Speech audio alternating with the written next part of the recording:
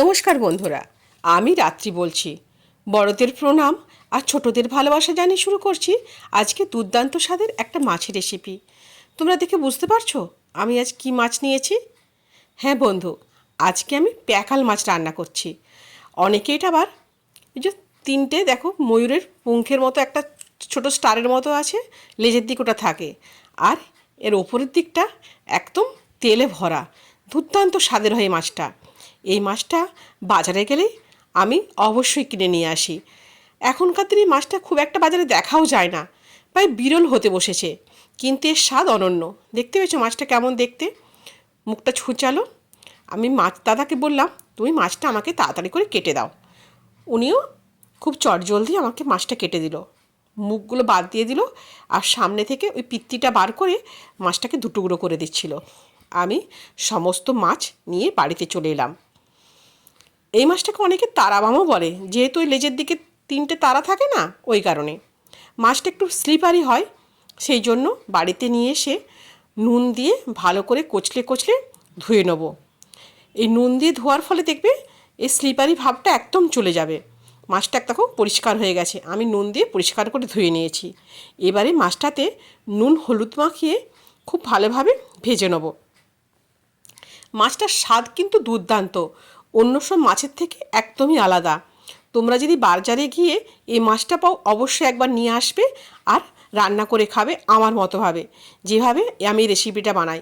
অনেকে আবার এটা তেঁতুল দিয়ে টকও করে, অনেকে অনেকভাবে রান্না করে, কিন্তু আমার মনে হয় আমি যেভাবে রান্না করেছি ওই রান্নাটা করলে মাছটার স্বাদটা পুরোপুরিভাবে পেয়ে যাবে। মাংস ফেলেই রান্নাটা খেতে হয়। মাছটাকে নুন হলুদ মেখে ভাজতে বসিয়ে দিয়েছি। এদিকে রসুন, 1 চামচ সর্ষে বাটা, 1 চামচ আদা বাটা, ধনে পাতা, কাঁচা লঙ্কা, গুঁড়ো লঙ্কা, পেঁয়াজ, টমেটো সমস্ত কিছু টুকরো টুকরো করে কেটে নিয়েছি। মাছটা উল্টে নিচ্ছি। মাছটা তুমি যতই নাড়াচাড়া করো একদমই ভাঙবে না, বেশ শক্ত টাইপের হয়। এই জন্য মাছটাকে খুব ভালোভাবে নাড়াচাড়া করে আমি একবারেই ভেজে নিচ্ছি পুরো 500 গ্রাম মাছকেই। আগে এইসব মাছের কোনো দাম ছিল না, এখন বাজারে গেলে এই মাছের দাম শুনলে গায়ে ছ্যাঁকা দেবে। আমি গিয়ে জিজ্ঞেস করতে বললো 900 টাকা কিলো।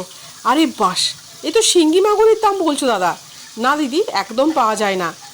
তাও যেহেতু আমি ভীষণ ভালোবাসি, কিনেও নিলাম 500 গ্রাম। বাড়িতে আমার শাশুড়ি মাও অনেকটাই মাছটা পছন্দ করে, সেই কারণেই বিশেষভাবে আরও নিয়ে এসেছিলাম।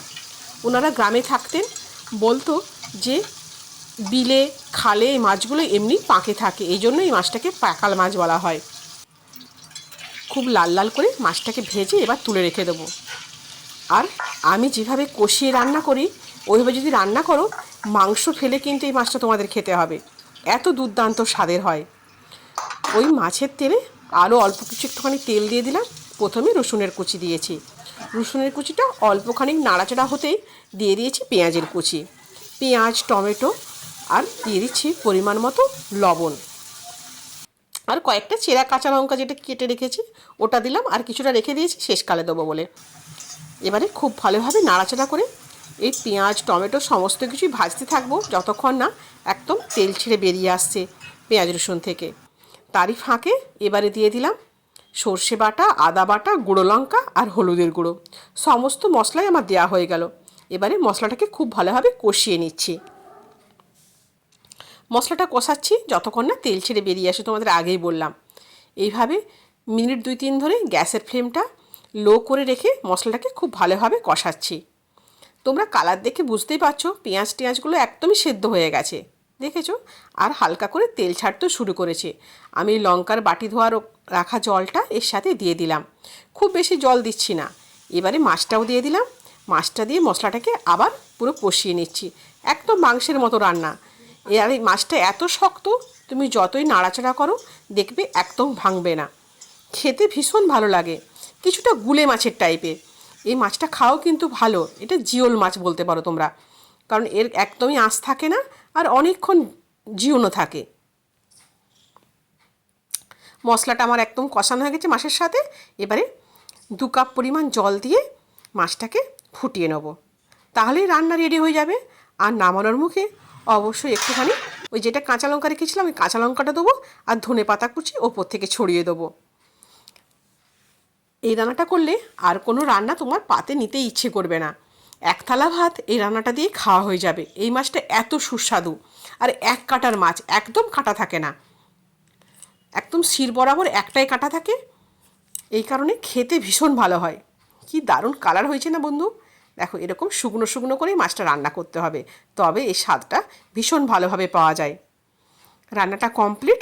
আমি এবারে মাছটাকে একটা থালায় নামিয়ে নেবো আর ভাতের সঙ্গে খেয়ে ফেলবো। দুর্দান্ত হয়েছিল রান্নাটা বন্ধু। তোমরা অবশ্যই একবার ট্রাই করে রান্নাটা দেখবে, খেতে ভালো লাগবে, মাছটা খেতেও ভালো লাগবে। তোমরা অবশ্যই কিন্তু করবে আর কমেন্টে আমাকে জানাবে কেমন হয়েছিল। আজ তাহলে এই পর্যন্তই। দেখা হবে আবার নতুন কোনো রেসিপির সাথে, তোমাদের সাথে করে নিয়ে। তোমরা সবাই ভালো থেকো, সুস্থ থেকো। হ্যাঁ বন্ধু, আমায় মনে রেখো, আমার রেসিপিগুলো দেখো আর বন্ধুদের সাথে একটু শেয়ার করে দাও না প্লিজ বন্ধু। ধন্যবাদ।